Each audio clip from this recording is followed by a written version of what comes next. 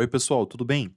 Galera, hoje nós vamos conversar aqui sobre a Auren. Tivemos várias atualizações nesses últimos meses para a empresa. A empresa se recuperou depois do prejuízo que aconteceu no ano passado, com o quarto e o primeiro trimestre de 2024 vindo positivo, além também da novidade da Auren se juntar com a AES Brasil. Hoje nós vamos conversar sobre todos esses tópicos, nós vamos compreender melhor como que está a Auren hoje e se vale a pena investir na empresa hoje ou não. Mas antes, pessoal, já se inscrevam aqui embaixo, deixem o like que é muito importante, beleza?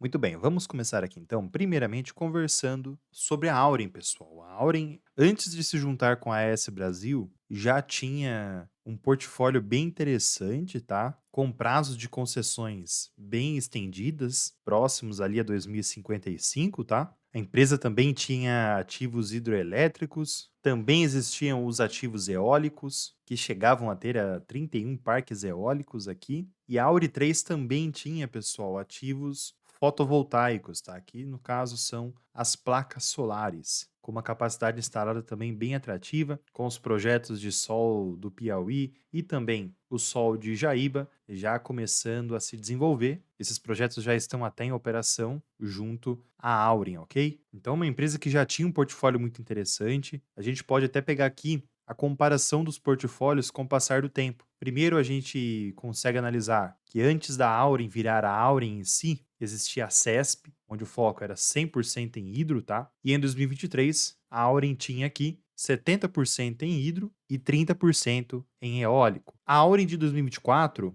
passou a ter 58% de hidro, 27% eólico e 15% solar. O portfólio ótimo para a Auren, pessoal, é ter 50% em hidro, 30% eólico e 20% em energia solar. Se a gente pegar agora, já até entrando também no tópico, da junção da Auren com a AES Brasil, hoje a sinergia das duas está pegando 54% em hidro, 36% em eólico e 10% solar. Se a gente pegar aqui o histórico do portfólio ótimo, no caso, antes de fazer essa junção, reparem que ainda precisa fazer algumas modificações dessa junção para ficar no equilíbrio, digamos assim, perfeito, segundo a gestão apenas da Auren. Agora que vai ocorrer essa junção, pessoal, os gestores vão começar a trabalhar de forma conjunta, vai ser um processo bem longo até o final do ano, tá? E a gente vai começar a ver alguma modificação mais relevante nessa estratégia só em 2025. Pelo menos é a minha visão, tá? E a tendência da Auren é crescer e bastante, tá? Com essa junção que aconteceu entre a AES Brasil e a Auri 3, pessoal, a empresa virou a terceira maior geradora do Brasil, com um portfólio totalmente diversificado, igual eu trouxe para vocês anteriormente, muito balanceado entre as fontes de energia, além também de uma produção de energia 100% renovável, que é também uma meta muito atrativa pensando até 2030, por exemplo, tá? Ela também vai ser uma das maiores empresas de energia do Brasil, tem nem o que a gente comentar, tá? Além também de uma alta geração de caixa que a empresa vai começar a gerar, já tinha também uma possibilidade, uma perspectiva no longo prazo de gerar ali um caixa relevante e agora com essa junção vai ficar muito atrativo, até porque as receitas vão subir, tá? Um ponto que me chama muita atenção aqui, pessoal, é quanto à rápida desalavancagem que é a Auren, que os gestores estão comentando aqui, abrindo as possibilidades de uma desalavancagem rápida, tá? Até por conta dessa geração de caixa que pode começar a ter, onde nós podemos começar a visualizar isso nesses próximos anos. Essa desalavancagem vai favorecer e muito a possibilidade de pagamentos de dividendos, tá? Então reparem no potencial que a Auren pode chegar num longo prazo. Principalmente, pessoal, porque a AES Brasil ela é uma das grandes empresas do setor elétrico brasileiro. Tanto até que temos aqui o Luiz Barsi fazendo investimento aqui de 5% na AES Brasil. No geral, aqui sobre a AES, pessoal, a empresa tem um portfólio com 25 ativos hidrelétricos, eólicos e também solares, que estão em operação e também em construção. Trazendo mais detalhes quanto a esses pontos, temos 12 hidroelétricas aqui, 10 eólicas, 10 energia eólicas e 3 solares, tá? Onde esses números, esses ativos vão englobar a Auren. E vejam que essa junção, pessoal, se a gente pegar aqui o histórico desde 2016 da Auren, juntando todo o processo, toda a estruturação que ocorreu, até antes da aquisição do controle da CESP, pessoal, reparem que temos aqui um KGR, um CAGR de 60% por ano, agora com a aquisição que aconteceu. Isso é muito relevante, tá? Essa junção das duas tende a ser muito positiva, ok? Outro fator também que eu gosto de analisar é quanto a essa dívida que foi feita. Até porque foi uma junção muito positiva, mas por outro lado, é uma dívida. E segundo a Fitch, que é uma casa de análise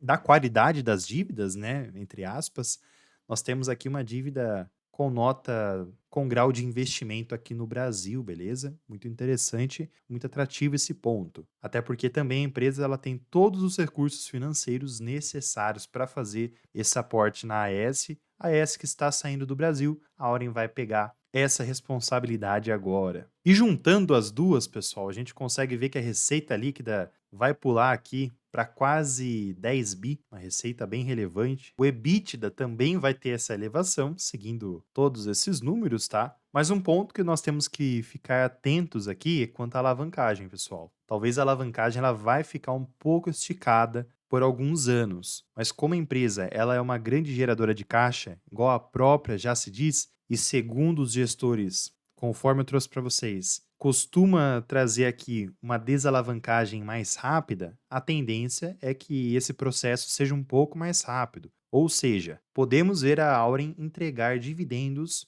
muito atrativos a partir de 2025, por exemplo, tá? 25, 26, chegando ali nessa margem. Mas ainda a gente não tem garantia, nós vamos ter que aguardar para verificar se realmente vai acontecer isso ou não, ok? Até porque, pessoal, a conclusão desse processo de aquisição, de transação, né, vamos dizer assim, vai acontecer só no final de 2024. Então ainda tem alguns pontos a serem acordados. E aí sim, em janeiro de 25, eu acredito que as coisas vão começar a caminhar, os processos vão começar a se ajustar para a gente ter uma noção melhor de como será o caminho da junção dessas duas empresas. Essa junção vai ser muito positiva, tá, pessoal? A S Brasil vai conseguir proporcionar para a Auren um crescimento bem relevante, tá? A Auren já tinha uma estrutura operacional bem atrativa e agora ficou em um patamar bem relevante também, tá? O seu lucro, pessoal, nesse primeiro trimestre de 2024, teve um crescimento de 10% comparado com o primeiro trimestre de 2023, tá? Então já vemos aqui um lucro líquido mais positivo. Eu digo isso porque em 2023 tivemos alguns lucros contábeis negativos, até por questões burocráticas que estavam acontecendo no ano de 2023. Foram coisas meio que atípicas, tá? Isso acabou afetando a empresa, mas agora a tendência em 2024 é que esses resultados fiquem mais estáveis, ok? Principalmente porque a empresa ela fez ali um início da operação comercial da sua construção Sol do Piauí, tá? E também do Sol de Jaíba, além também da excelência na performance operacional que aconteceu nesse período, que acabou afetando esses resultados, e a empresa ainda conseguiu pagar dividendos nesse início de 2024, tá? Mas apesar disso tudo, pessoal, se a gente entrar aqui nos sites de indicadores financeiros da empresa, nós vamos encontrar alguns indicadores distorcidos, até por conta dos prejuízos que aconteceram em 2023. E esses pontos acabam influenciando as análises, tá? E até por conta da junção da ES Brasil agora, a gente vai precisar entender melhor como fazer essa análise, beleza? Mas no cenário atual, a Auren ela vem mantendo aqui as suas receitas bem parelhas, tá? Bem estáveis. Se a gente pegar aqui os resultados anualizados, fica bem nítido isso, tá? Seus resultados, agora, analisando o lucro líquido, por conta desses fatores e também do terceiro trimestre de 2023, por conta daquela situação atípica que eu relatei para vocês, acabou afetando aqui os seus indicadores, onde até na margem líquida fica nítido isso, tá? Vejam que até o seu PL acabou sendo influenciado aqui, tá, pessoal? Então, o ideal é a gente deixar esse processo da junção da AS Brasil com a Auren para a gente começar a definir qual será o caminho para a Auren. Se a gente fazer uma análise bem detalhada, pessoal, tem perspectivas muito positivas, tá? Mas teve alguns indicadores que não foram tão influenciados, como por exemplo o PVP, que hoje está em 1. Temos também a margem EBITDA, que aqui a gente consegue ver o resultado mais nítido e hoje está em 30%, por exemplo. O patrimônio da Auren também nós conseguimos analisar aqui, tá? Esse patrimônio provavelmente, quando finalizar essa situação da junção da S com a Auren, vai ter uma alteração aqui. seguindo muito também pelo VPA, tá? Que hoje está em 12, mas pode ter uma alteração futuramente, tá? Um outro ponto que a gente tem que analisar aqui também é a dívida líquida sobre EBITDA, pessoal, que vai ter uma alteração futuramente também, tá? E esse é um indicador que nós vamos precisar ficar atentos, tá? Pois é ele que dita o percentual do seu payout, ok? Payout esse, pessoal, que se a gente pegar aqui,